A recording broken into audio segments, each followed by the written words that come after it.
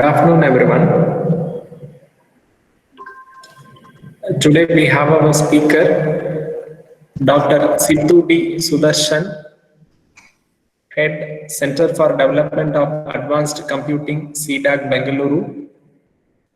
Dr. S.D. Sudarshan, prior joining to CDAC, was with ABB with focus on industrial software systems, heritage engineering, migration, analytics, and cybersecurity for about 8 years. He has nearly 3 decades of research and development experience with leading national research and development agencies in India and US.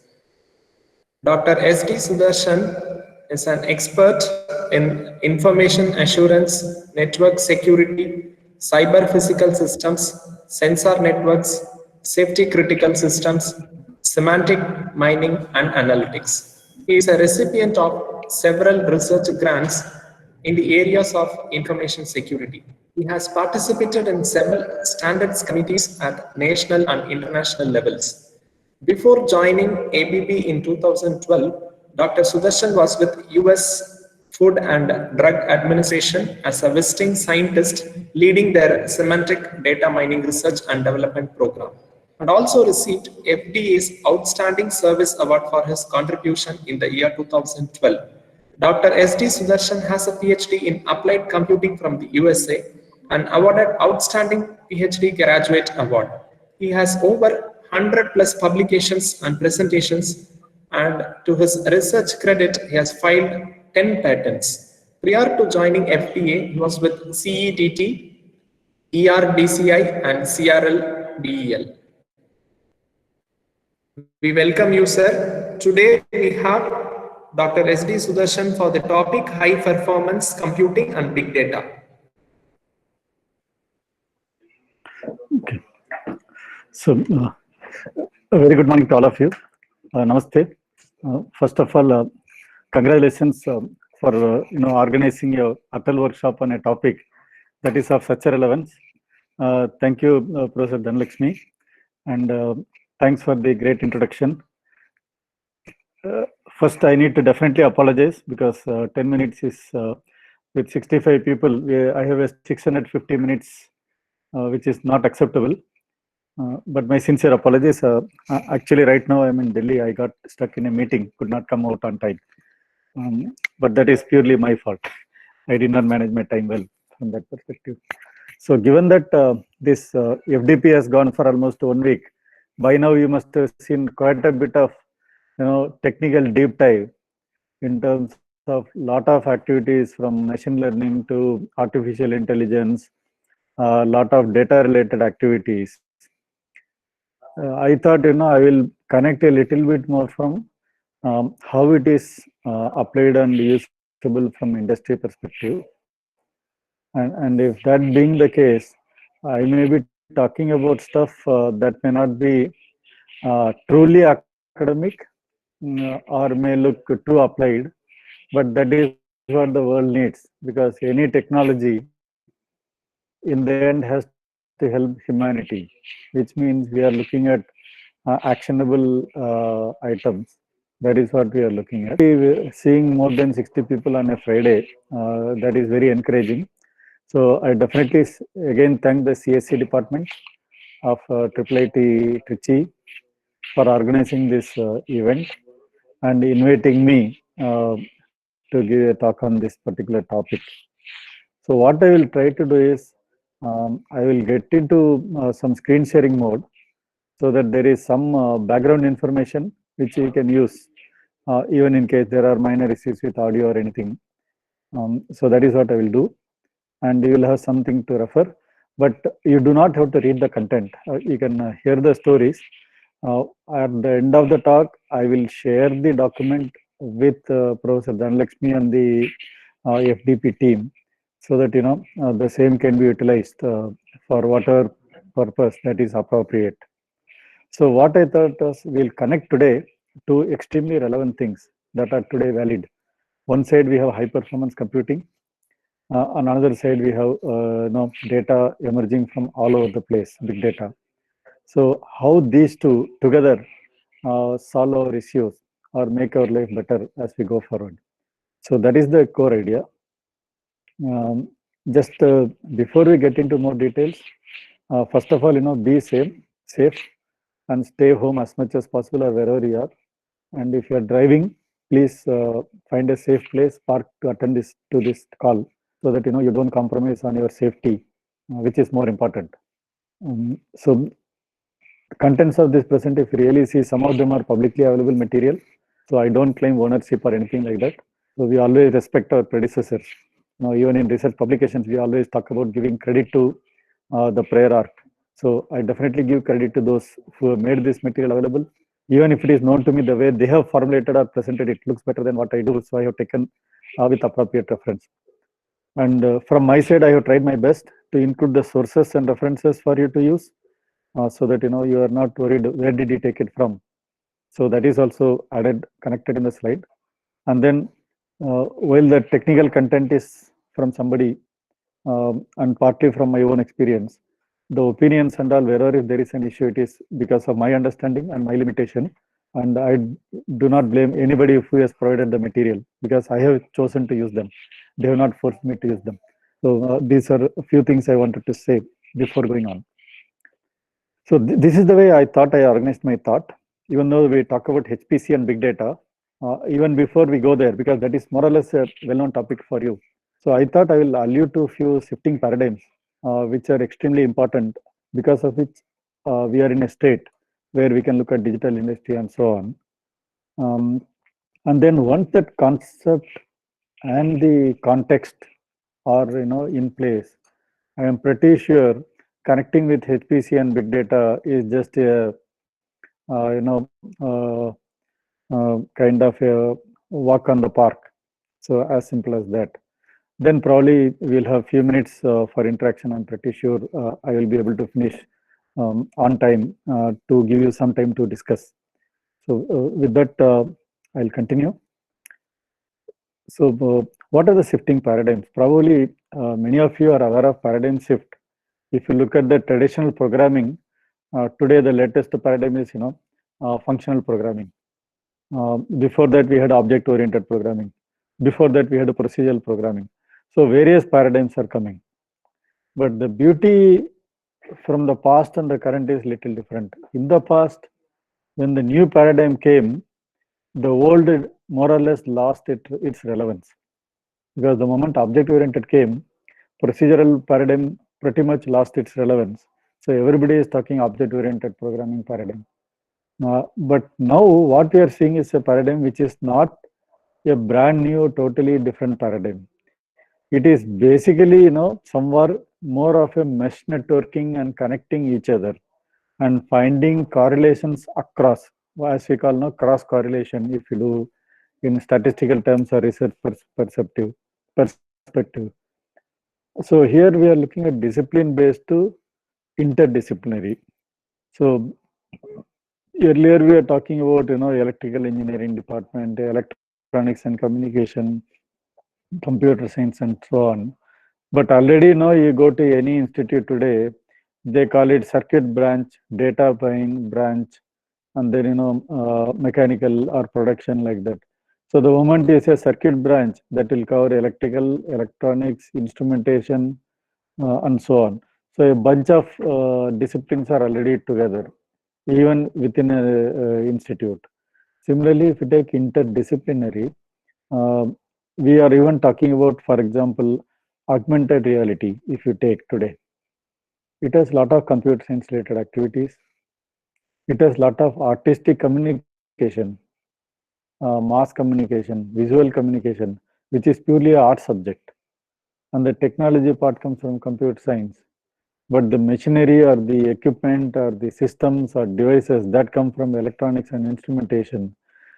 So among all that we are also looking at giving the real experience.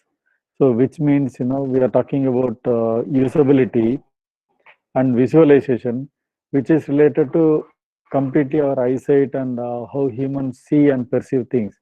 So we are looking into kind of optometry and ophthalmology, so that we give an experience without creating irritation to the eyes, for example, or or an experience of, a vibration of the chair to so that, something is shaking.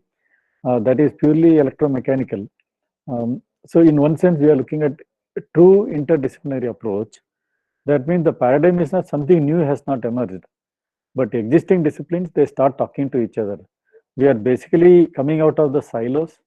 We are getting connected so we can see each other and learn from each other and leverage the benefits of a win-win situation. So that is what the discipline-based interdisciplinary happens. And then the next paradigm, if you want to look at it, standalone to digitization.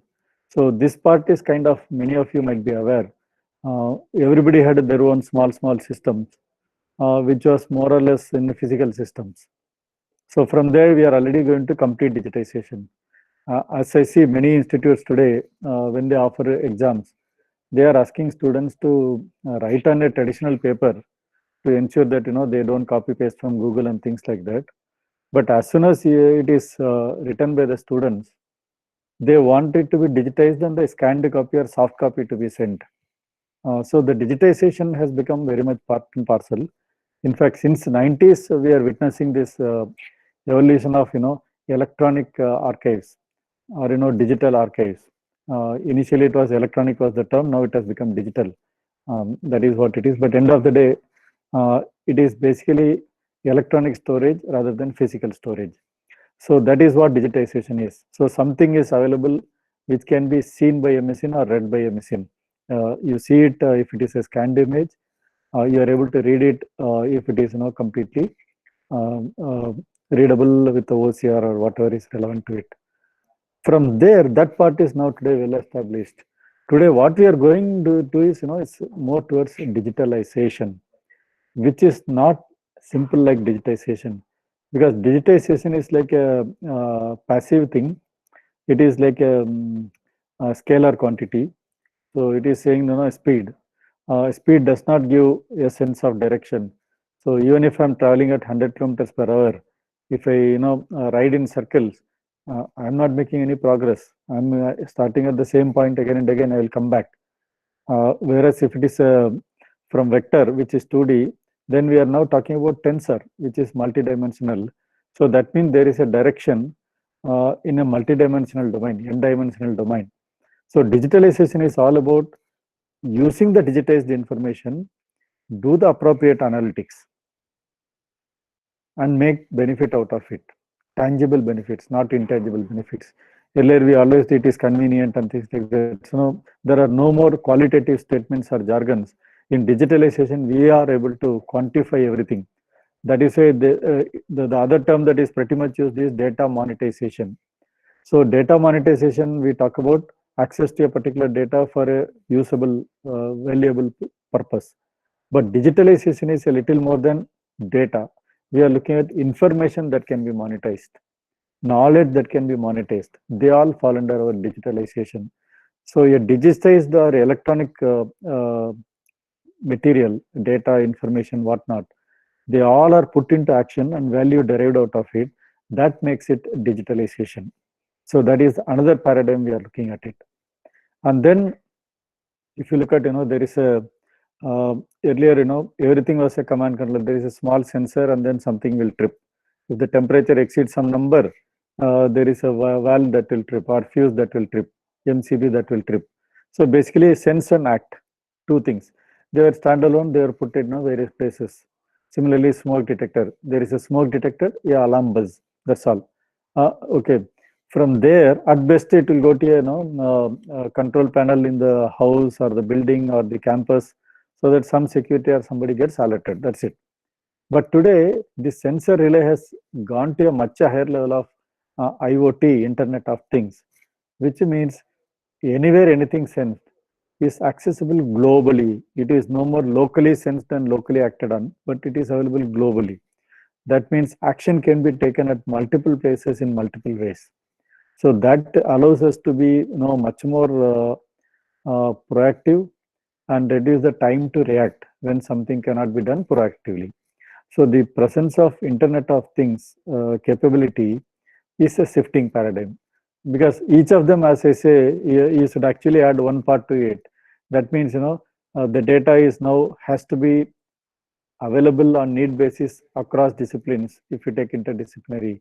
So that means, we need a huge network and we need huge data transfer capabilities, and the amount of data, we started from databases, then we went to data stores, and today we are talking about data lakes. So that is the kind of scalability that we are talking about. Same thing happens with digitalization, because just a passive electronically stored data versus data that is continuously processed, value generated, reports generated, means that much additional information gets generated. Similar thing happens with IoT. Sense and relay, job done. Instead of that, if it is going up, then we are already talking about sensor ID numbers, what is the timestamp and the time zone, because whether it is coming from India, whether it is coming from another country, whichever time zone they belong to. So if you really look at it, there are n number of things that happen. So IoT puts us in a totally different uh, level in terms of big data, the amount of data that we need to process. So at every place it happens. So then, because the data scales to a kind of a data lake from data store, we are looking at adopting cloud compared to on-premise. So the restrictions or limitations of my data being accessible to another person is no more relevant. Today, anybody's phone, if you say they have a backup somewhere on the cloud, depending on the vendor and depending on the choice of the end user. So cloud adoption is becoming very big. This is a shifting paradigm in the sense, because suddenly you want your personal data in a public place, which is in a cloud, but which is protected in such a way that your safety, secrecy, security, privacy, all are taken care by a third party which is offering cloud to you, cloud services to you. And that can be one level, one vendor who can provide the complete thing, or it can be one vendor who makes use of another vendor, depending on whether it is what kind of as a service, platform as a service is used, or software as a service is used, or application as a service is used, and things like that. So when you go cloud adoption, that is a different ball game. So we have to put multiple layers, because the data of yours is not totally in your control at your premise. It is in an unknown place. Only you trust the service provider, and we go forward to it. And then compared to the past, now we have a geolocation specific rules, which data can store where and can be stored where it cannot be stored, where it can be moved, where it cannot be moved. For example, the GDPR regulations of European Union, or HIPAA Act of US, or our own India's current bill that is in the parliament on the data protection bill that is ongoing. Then Australia has its own, and so on. So when you adopt to the cloud, where data can be stored, how it can be stored, and where it can be moved, what kind of movement is allowed legally, what is not allowed, where you need approval from regulatory agencies, where you are allowed to freely exchange data, and what kind of data. So lot many more actions and applications come into picture when you talk about cloud adoption. The next paradigm that we look at is traditionally when you say data mining, the understanding is it is all structured data. So we always start from, do you want to use a relational database or hierarchical database or a network database, and so on. So we start looking at very much structured data. So we look at more like a traditional database tables that we look at it. Then if you look at unstructured data, we actually have a separate group that works on language processing, NLP, which never gets into structured data more or less. They do some annotation, they create some kind of curation, and they do some kind of stemming and part of speech tagging and so on to process the data. And then multimedia is handled in a totally different way. Image analytics is considered independent. But today the shifting paradigm is we don't care what is the type of data, structured, unstructured, audio, video, image, anything, multimedia, who cares? Or a process data, real-time data, who cares? But entire thing is treated as one combined thing. So I manage information. We gather data, but we manage information. We do not, we are one level up on the ladder in that perspective. So that is a shifting paradigm, because we are looking, because from data you want to extract information. But when you already have information, we need to extract knowledge out of it. So we are looking at a one level up. It is a level of maturity in the entire system. This is a shifting paradigm to me. Then from traditional input-output devices to immersive experience. So we already have games that come with body sensors, so you can feel the game, and it is you become part of the environment rather than as an independent entity input-output. Of course, from a business perspective, it is moving from capital expenditure oriented to operational expenditure. So pay per use kind of thing. You don't want to permanently commit yourself. So that is capex to opex. So those are some of the shifting paradigms which actually result in a complete big data and computing requirements. That is what I wanted to highlight in a big way before we go forward. So I will give one small example of discipline-based interdisciplinary. I think the picture that you are seeing here, anybody wants to take a guess? Of course, there is a reference already given at the bottom.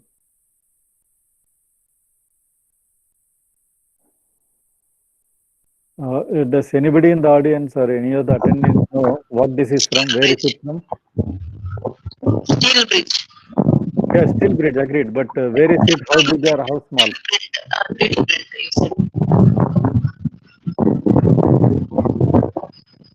Yeah, there is. From Okay, I'm getting a lot of noise. I'm sorry. So maybe you can mute it. Yeah, yes, please. Hello? Yeah, yes, I can hear you well. Yeah, sir, it's 3D printing? It is 3D printing, but what will be the size roughly? Is it 2 feet by 3 feet, or how large this will be? Because you are printing a 3D bridge. Yeah. So how large it can be, or how small it should be? Any guess? There is nothing wrong here. It's 7 by 7, 6 by 5, or 7 by 7. Super. So at least you are saying it is 6 feet means we are realistic. So thank you, sir, for your input. If I really ask it, it is much larger than this. Here the 3D printer is what? It is the two robots that you see in the front. They are the 3D printers. So basically it is a real bridge and a real road. So this is actually under construction. What is this? These two robots are actually printing the bridge using steel. So what it does is it adds one module to it, and then after it is done, it senses complete property of the bridge. What is the strength of it, tensile strength, and so on. And depending on it, then it knows if this is the strength of this module combined, what is my target strength, so that the beam can cover to the other side of the road. There is a pathway you can see on the right side. It has to complete and land there. So it will calculate, re-estimate, then it will create the next steel based on that strength, that kind of compression, and that kind of shape, and that kind of width of the triangles as you see support structure beam. It prints like that. The two robots print continuously till the bridge is completed. So this is what when I say interdisciplinary, it is no more what we think traditional. Here you look at it, there is a robotics that is involved. Then we are looking at a steel, which is totally a different industry, right? Somebody who knows this, it is a material management and steel industry, which is totally different, quite different from mechatronics used in robotics, electronics and mechatronics. And then end of the day, what we are doing is a bridge, so which is basically a civil engineering, structural engineering aspect, which are totally different. Then if you look at it, this is completely natural environment. All side, green trees, even the pathway, you can say it is a grass. There are no tar road. So it is completely environment friendly. So it is a biological theme park kind of thing. So you are also adding, different background to it. And then this printing has to continuously compare with your, reference drawing or the design. That means it is also linked to some computer-aided design and computer-aided engineering tools at the back end, which is purely mechanical engineering. Okay, so and to run all these things, you need excellent software, right? So we are talking about computer science, and the data has to be continuously chunked and processed. We are talking about data science. So this simply talks about an awesome interdisciplinary project that is live today. It is happening. And this is a real thing. You can visit the page. There are more than 12 different super top industries collaborating to make this a reality. So that is the kind of interdisciplinary we are talking about. Okay. And on top of it, this will be used by humans. So the steel has to be of a particular quality, particular smoothness, and it's not be allergic to humans' skin and so on. So there are other aspects that are also coming into this, aesthetics and so on, ergonomics, so that it is people feel comfortable and so on. And given that this bridge is happening in actually Europe, where there is a winter snowfall happens, so it also has to withstand all those kind of vagaries of nature. So you can understand the complexity and the interdisciplinary nature that is involved in this particular project. So going forward, when we say digitalization, I actually mentioned a little bit in the early stage, but a summary is given here, which is really nice. So digitization, we are basically converting everything into a digital format. Example is scan a photograph and create a digital PDF image or JPEG image or whatever it is. And because something is to be scanned and so on, there is a human who should be involved to place the thing and scan it appropriately and so on. When we say digitalization, there we are automating as much process as possible to digitize data, and then you analyze the data and then improve the efficiency. More or less, a certain level of low-level automation. Whatever is the routine task can be taken care. But the real paradigm shift happens when we are digitally transformed. Okay, there we are looking at a higher level experience because we want end results. It is not piecemeal automation, but it is a holistic solution. It's a person metamorphed into a new creature. So this is basically the data becomes completely transformed for end use. So it is directly usable. You get actionable information from the data and information. That is the key to digital transformation. Okay.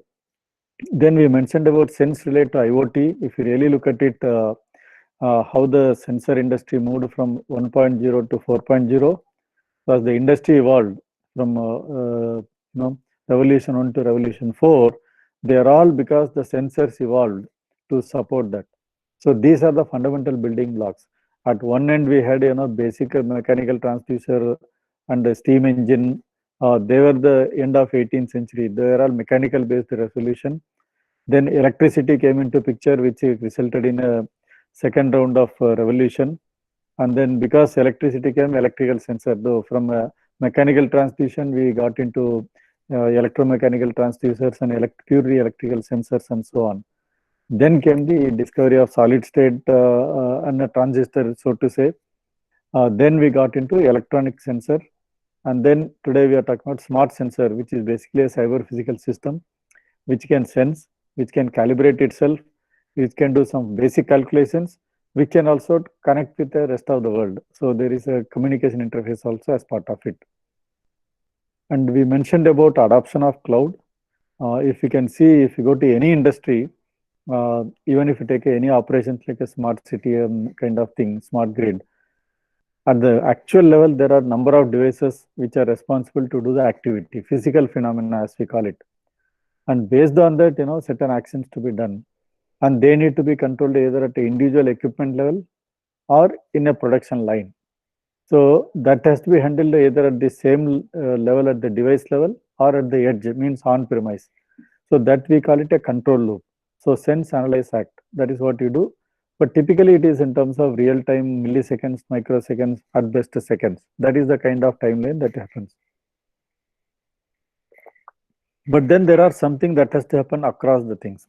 For example, industry manufacturer can have plants in 20 different countries spread. So how do they produce? How do they optimize?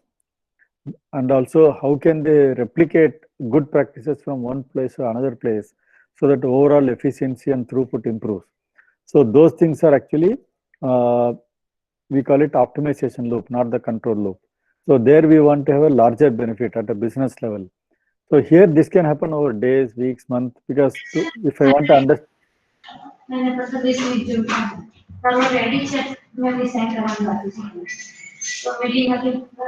Hello? Hello? Anybody trying to say? Okay, thanks. So the optimization loop works in a totally different way. Here we are looking at a larger cause. When I say larger cause, you want to analyze across. For example, I want to get a seasonal variation. How does this particular thing get sold in summer versus winter versus rainy season? Or during a sunspot cycle, solar cycle of 12 years, does it work like that? Or between Kumbh Mela to Kumbh Mela, Ardha Mela to full Mela, and so on. So we have time in terms of days, weeks, months, years, and so on. So that is the optimization loop. But then here data involved is very huge, because we are looking at data over multiple locations and multiple years and days, seasons, which means it can be processed on the cloud. We don't have to do everything online. We can use data lakes. So that is the optimization. That is where you have to choose between data, so to say, because most of us, when we do data analytics, the question is, people talk of edge computing, fog computing, cloud computing, but which should be done at what level? That decision comes from this particular aspect. What kind of thing is needed? Are you in a control loop in milliseconds, or are you in an optimization loop with the days and weeks and months in your hand? Is the data locally processable? What is the quality of data and quantity of data? Accordingly, you can choose. And another aspect that comes is how important or secret the data is. That is how we look at it. Okay. And then we mentioned about handling information. I gave already an example during speaking. We are looking at information by combined thing. But in a nutshell, how it looks is data is basically raw, just like red, and then there are some numbers given. But the information is actually, if you really look at it, the coordinates basically indicate a south-facing traffic light, and also exactly at a particular junction, Pitt and George Street, they have turned red color of the light. So we have a meaning or the information available. So we are operating at a higher layer, and then this can be contextualized. Okay, why it is contextualized? Because just because somewhere the right is red or green does not mean anything unless it is relevant to me. So the relevancy comes from context, which is the knowledge. And once you have the knowledge, you have to take information. So that is where I will not call it wisdom all the time, but it is applied knowledge and wisdom. Wisdom is much higher than applied knowledge. Maybe we will have to add one more triangle, one more layer here, but at least the applied knowledge is what we are looking at it. But the idea of the data analytics are going forward, AI, ML, is to reach wisdom level at the highest level. That is what we should look at it. So that is how it can happen. So handling data is already a thing of past. So we should actually call it not data analytics, we should call it information analytics going forward. Because there is no need to too much worry about raw. You can take it as given, because they can be stored, they are available, and they can stay for long. And the cost of that is very, very minimal. In terms of immersive, just look at it. Today you want to go to know what is the coronavirus case. Some number comes. But when it is immersive, this is what on the right side you see is what is more important. Say somebody wants to interact with an astronaut. We want to create an experience of actually walking in space and talking to an astronaut. So how do you create it? That requires an enormous amount of data processing, because the visualization, the granularity, and the feel of the vacuumness and things like that, everything has to be created. So that is what happens with immersive experience, which is another huge I will say big data related work, analytics. And then the last of the things I listed in that was capex to opex. So when we say capex to opex, we are talking about capital expense to operational expense. One side it may look, how is it relevant to me? I am an academician, why should I care? But the reality that we need to take it here is, going forward, people are not ready to commit everything, upfront investment. People want return on investment as early as possible. Okay, which means that gives us the option to be flexible. For example, if I take my own case, in the 90s when I was in Delhi, I thought I'm in Delhi, so instead of paying rent, let me have a place to stay. So I bought a flat. I did not buy a independent house because anyway I know I'll probably relocate to south, being from south. But still, looking for a house every 11 months or 22 months, it keep changing is expensive. So I thought I'll buy a plot, sorry, flat. Then I did some investment. But as it happens, in 5 years, I ended up actually going to Bangalore. So now I have the problem of disposing that because it doesn't make sense to keep a flat in Delhi, which is so small. It is not worth maintaining when you are not living there. So my initial capital expenditure, thinking that I will stay for 20 or 30 years, did not materialize.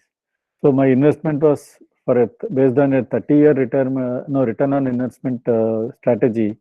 But now in 5 years, I had to exit that plan. So my ROA went down drastically because I had to sell it off. And selling it off thing, when you are not physically there, is always on the lower side. So that is what happened. So now I have become a bit more wise. So what I do is I always rent it out because I know any day I can move out. If the office shifts from point A to point B, I can move closer to my workplace to reduce the time for commute. So we are all looking at operational expenses. Today we don't want to own a car because parking is a problem, maintenance is a problem. So what I can do? Depending on the situation, going alone, a good compact car is enough. Going on an off-road experience, we can hire an SUV. So on need basis, you just rent out a car for a day and you are extremely good.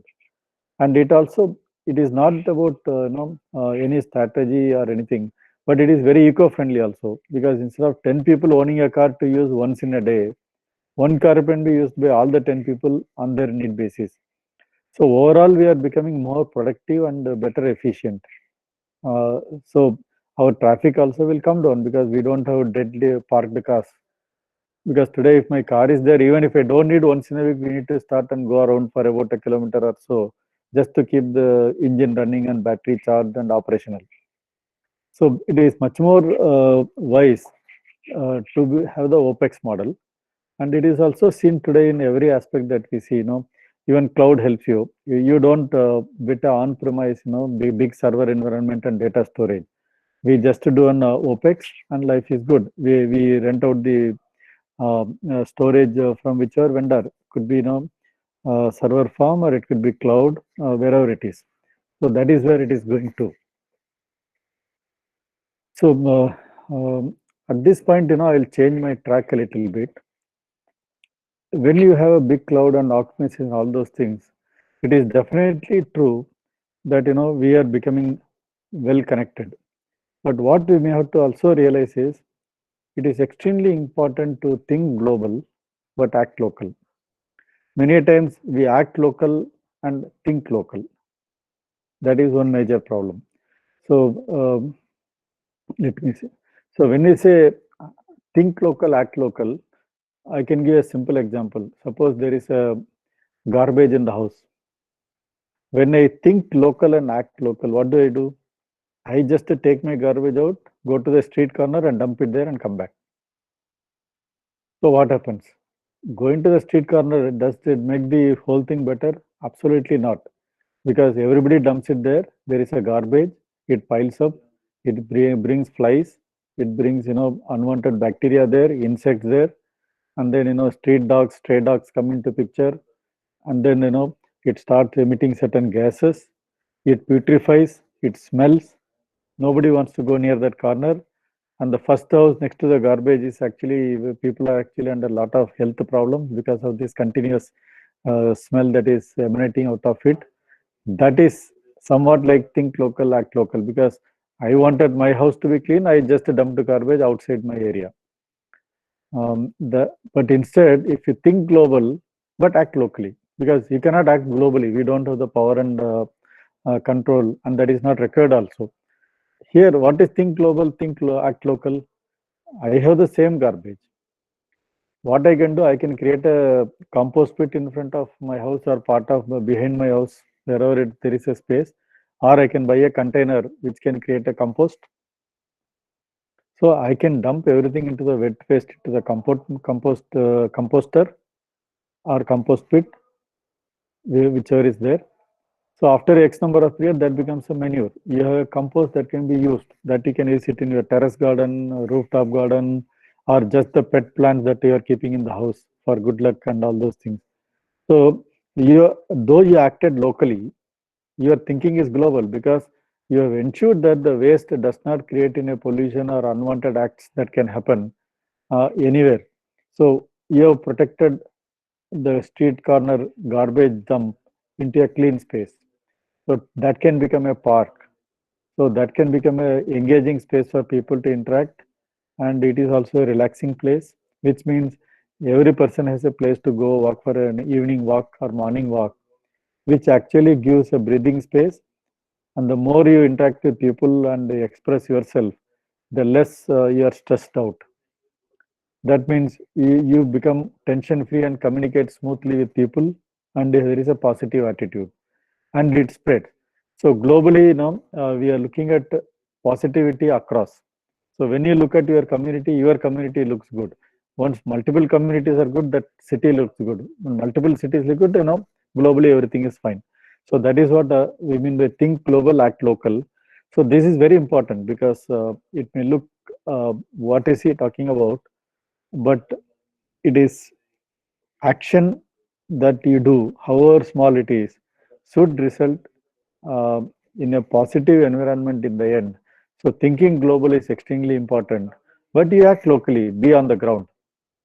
It is like, think high, but, stay on the ground. So acting locally is being with reality, what is in your control, what you can do, versus, thinking globally so that, while I am not impacted, others also should not be negatively impacted. That is what we are looking at it. That is advancing humanity. So this is important because to think globally, you need the global awareness. That means again, data analytics comes into picture. How much data you are aware of? What are the issues that can emanate if I dump my waste in a wrong place? All those things come into picture. And then I will move on to something much simpler, which is digital industry. And if you look at it, industry started purely manual in the beginning. That is what, first of all, there was no industry, so to say. Each one was surviving by himself. So a lot of things started happening manually in the beginning. Now also there are industries that are fully manual. There is no automation in place. From there we got into assistant manufacturing, where there are certain small tools. Humans started inventing tools that can be used to reduce manual labor. So it is all identifying and creating tools.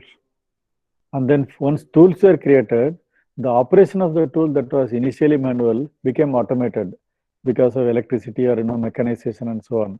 That is automation. And in automation now we have automation at the electrical level, mechanical level, then computer and numerical control. All those things have come. So today we are in more or less automated industry mode. Lot of operations, you switch on the machine, everything happens. Okay. Even our driving is semi-automated, like assisted driving as we call it. Even though there is a driver driving it, I can get onto a cruise mode. And then there are certain things, for example, it can send something, apply brake, it can give you a warning if you are reversing it through a camera or a sensor. So assisted driving has, or GPS is there to guide you where to go. So assisted driving is, well known. Fully automation, we are still struggling. Automated driving is happening, for example, in certain select areas like metro trains, where there is no driver. Driverless trains are running because the track is well defined. It can be completely controlled, and it is continuously monitored. So automation is happening, but our ultimate aim is to have autonomous industry. So what is autonomous industry? That is a good and relevant question. So when you say something autonomous, the life is absolutely different.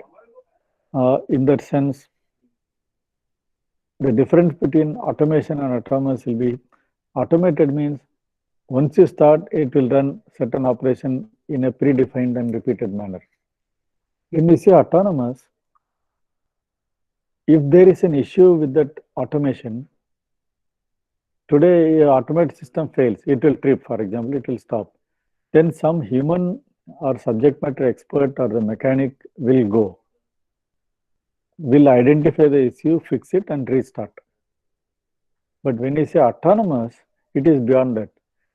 First of all, it has the ability to detect if something is not right or out of the ordinary. So it is self-aware of its own condition. Second, it is able to do self-correct. So if there are minor deviations, it will realign and adjust and keep going.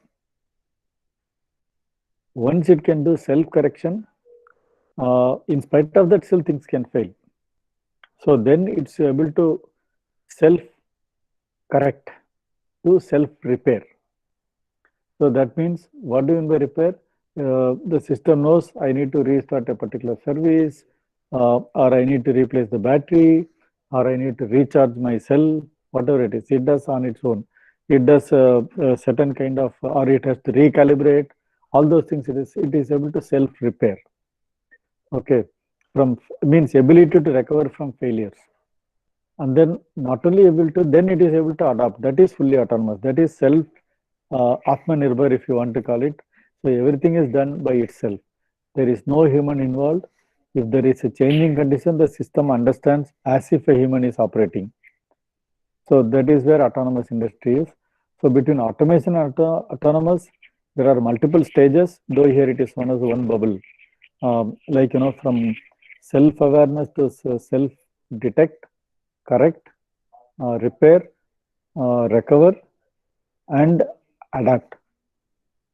Okay, restore, resilient. So resiliency is the key.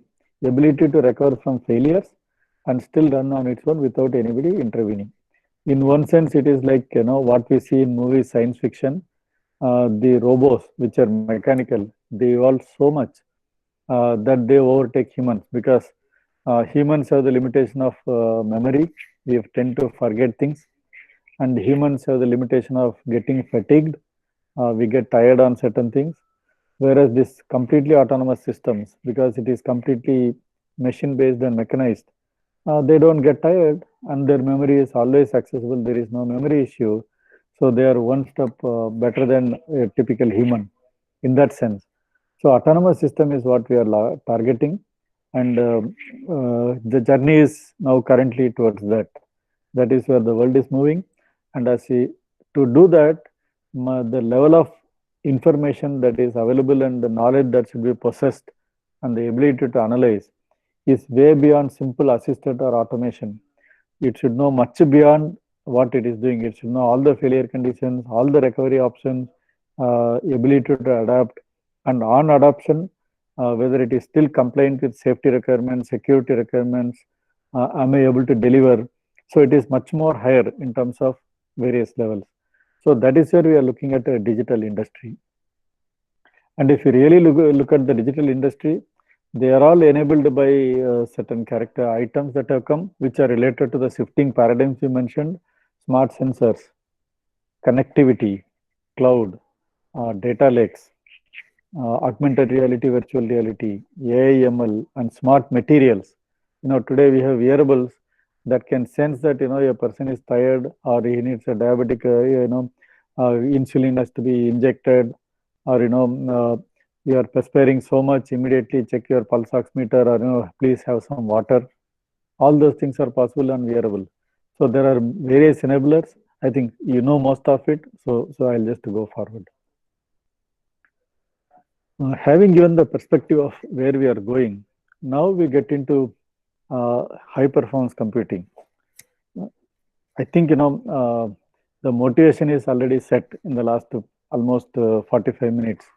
We have covered it. That is very, very relevant and extremely important, I thought. So where do we get high performance computing from, and how is it feasible today? We all know today each of you have a multi-core system. Probably the cell phone you are carrying is a quad-core processor. That means we are able to increase our computing from single core to multi-core. Then on any given machine, we have multi-processor.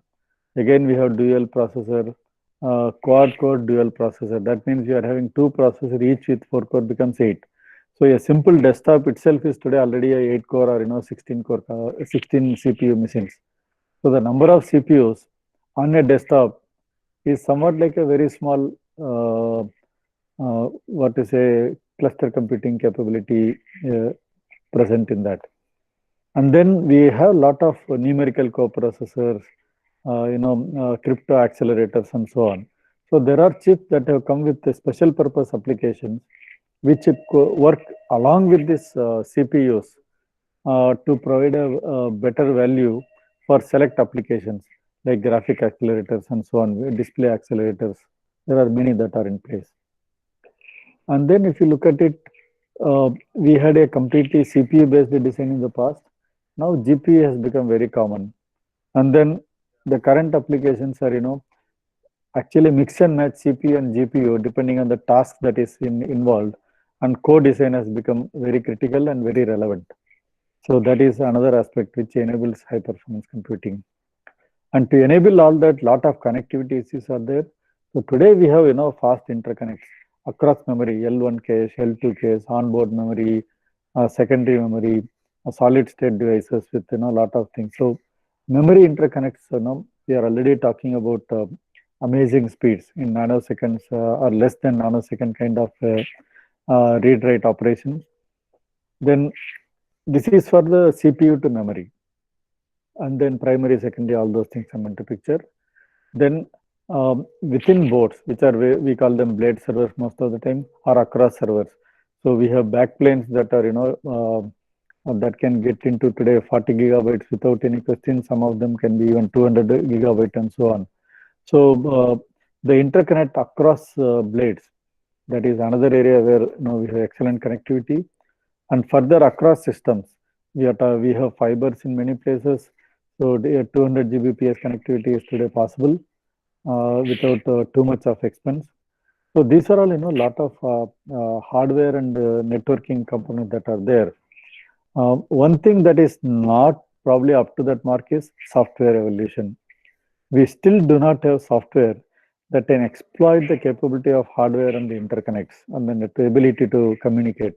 So compute and connect, or connectivity and computing, they have reached a level of maturity absolutely amazing. And probably, we are beating Moore's law. Every time we think that we are not able to meet, but we are able to meet. But software, for whatever we say, we have not been able to evolve and make use of all these architectures to the highest level. So we are extremely lacking in that aspect. And that is what we have to focus on. Because hardware can be designed and it can be done once done, but software can continuously evolve. It can be adapted, and we need to keep going forward. Okay, so here maybe I'll just I have a couple of slides on where we come from, because as I was introduced, I am from Center for Development of Advanced Computing. So high performance computing is something it's one you can say our bread and butter. Or if you are from Trichy, I will say our idli and vada, so to say, to live. It's a day-to-day dish, and or otherwise, tair sadam as they call it. So those things, it is so commonplace for us, and we are very good at it.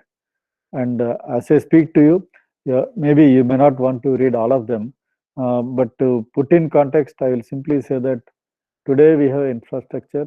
In fact, Bangalore itself, already we have a couple of 100 teraflop computers available. And then as I speak, we are currently installing a 650 teraflop computing system. Of course, there is one in Trichy itself at NIT. Some of you may be already aware of it, because this is IIIT Trichy. They are pretty close to NIT Trichy. In fact, earlier they started operating from there in the beginning. But Bangalore has a complete 650 teraflop, and that will be made available from 1st of April to both academic and student communities, as well as MSMEs, which are startups and micro, small, medium enterprises. So that is what we are going to do. And you are all welcome to connect with me in case you want the access to the hardware, because many times HPC access is a challenge, which CDAC will be able to provide to all of you. And then I mentioned one key aspect. Software is the biggest challenge in all these things. So what is the challenge we are looking at it? because somehow we still talk of all we have a course on algorithm, data structure, all of them, but they are all strictly serial programming typically. So we are looking at how can you do certain actions which will force us to think parallel. Because if you are not able to do parallel programming in true sense, today it is restricted to some kind of multi-threaded programming, little bit of message passing interface kind of programs across clusters. But still, they are highly restricted to very few per people. So if you look at all the software programmers, um, probably will find 1 in a million who can actually write a parallel code, because they are not even trained and they are not even aware of how it can be done. They have not been taught the skill in the beginning. They have not been trained to think in parallel. So if you say loop unrolling, many of the computer science people will look at it, what are you talking about? So we have a kind of a think parallel. How can you write algorithms? You design the algorithm that is already in parallel, that is tuned or optimized for parallel execution. That is what we need to work on. So that is something we can cover. We can support all of the institute, including IIIT Trichy, where we can partner with you to provide that kind of ability to think parallel. And as a kickstart, we can give access to our parallel computing system to test your initial ideas or program, so that you get comfortable. Later on, you can decide how to get along. So this is an extremely important activity. I think as a country, we need to develop not software programmers, but software programmers who can think parallel. Otherwise, all these multi-core, multi-processor systems will be only a showcase with no use. It is almost like having two people living in a 10-bedroom apartment or an independent house with 9 bedrooms lying vacant. And then we have people who do not have a dwelling to stay. So it is very important that we make use of all the capabilities in the hardware, in the high performance computing clusters. Maybe if you do that, probably many times you will realize that your desktop can do much more than what you think, a cloud system you are using currently, just because you have a serial program, not a parallelized program. Okay. So that is what I wanted to mention, HPC, and in terms of how it should be from parallel perspective. Now I'll just go to big data part, which is the other aspect. So if you look at it, this is a 2020. This is what happens in a minute. Not that you are not aware. Maybe you have seen the slide from somebody else, but just to set the context, every minute we are looking at these mind-boggling numbers. So that means that much data is going across internet. Okay. Having set the context, with so much volume going around, we all know what happens with big data. We have challenges with respect to volume. We have challenges with respect to variety, value, velocity. I am not worried about these four. These are probably well known, but I am very much worried about the veracity. So when you say veracity, it is basically about uncertainty and inconsistency in the data, or you can say the lack of trust. Because in the past, any data analytics job will start with curating the data, or somebody doing the extraction of data or validating the data. But however, today the data generation is so much and so fast, and it is absolutely not possible for a human to sit and check and say this is right, this is wrong. This quality control has to be automated.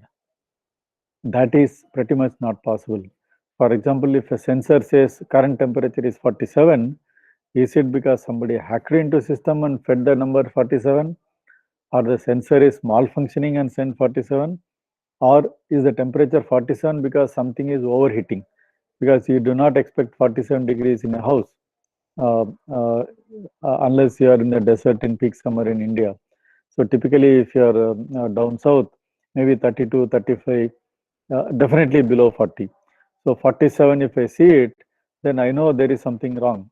But it can be real also, because maybe somebody is preparing dosa, roti, puri, whatever it is, or the sensor is placed next to a stove, which is actually generating that kind of heat.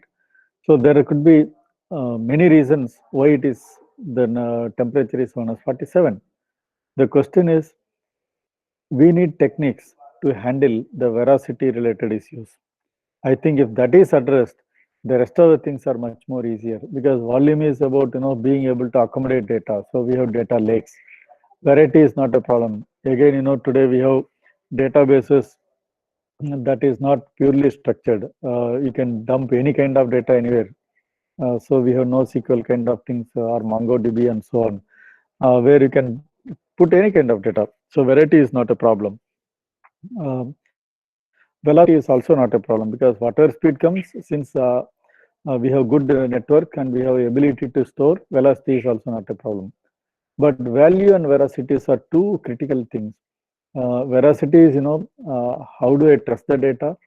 Value is, out of all the data, what is contextual and relevant to me? That is what is the biggest challenge. So any project that we do today should be targeting these two V's: veracity handling and value extraction. Value extraction depends on the application, veracity depends on the input part. So one is the input part, the other one is the output part. If these two are taken care, the rest are all purely technological issues. So we need a better storage capacity, you need to support multiple data formats to store, and you are able to write much faster and read much faster. That is pure technological. But the input and output, we have the famous saying, garbage in, garbage out. So if the veracity is not taken care, you will end up getting garbage in. And once in is garbage, output cannot be other than garbage. So please focus on veracity and value. And if you do that, then you are in the game. Long term, there is a good success story. Okay. So as a path, if you see how things happen, everything starts with sensors. As I mentioned right in the beginning, you end up getting a raw data. This raw data is generally proprietary, because every sensor is designed by different people and data comes in a different format. And then it is put in a particular acceptable way in a data, or you add a syntax and to it, then add the semantics. All this can be done by the machine. And then you generate some context. This data is coming from so and so plant, from machine number so and so, at what stage of the process and so on. So the context gets added. For example, it's a cutting machine.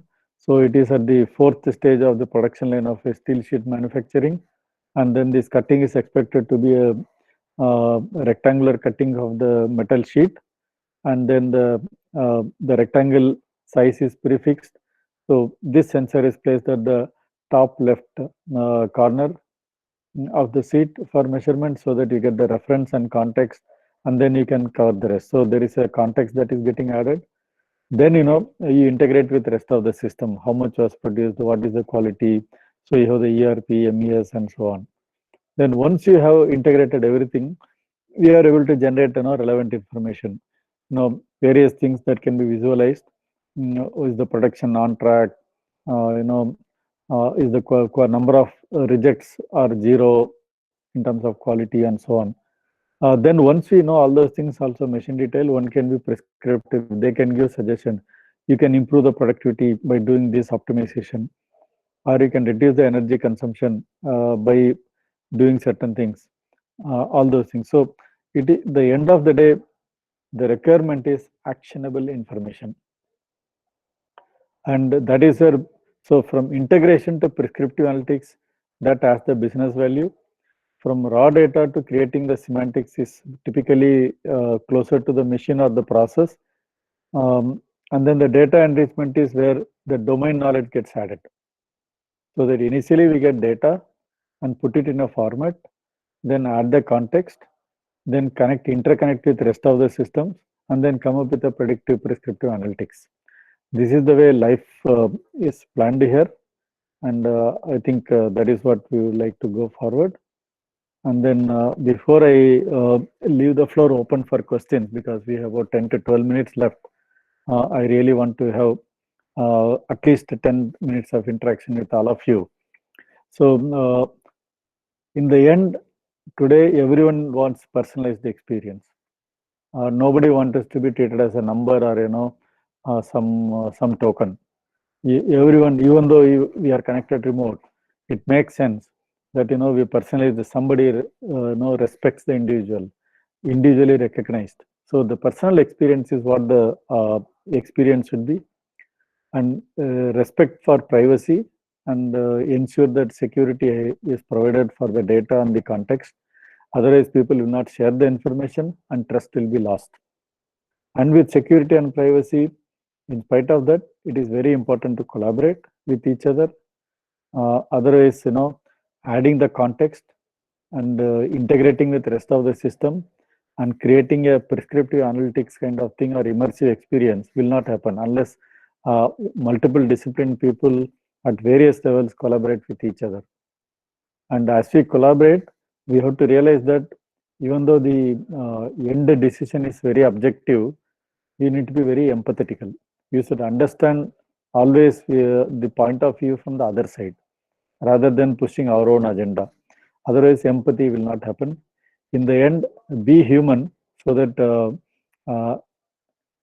it is very comfortable for a person to work with each other, and the team effort will result in success. So those are things I wanted to say before saying a very big thank you to all of you. And then with that thank you note, I will now stop my presentation and I will stop sharing and open the podium for question and answers. Probably, I think more or less on time. At least from my plan, though I started 10 minutes late. So 12:20 I pass. So we have no more than 10 minutes for interaction. Please go ahead. Any questions? Sir, on behalf of IIIT, Department of CSE and ECE, we thank you wholeheartedly for your wonderful session, sir. Really, it was a useful session. Thanks a lot, sir. Well, sir, first of all, thank you. So I also see HOD from ECE joining, Dr. Sitaraman. Sir, good afternoon. Sir, good afternoon, sir.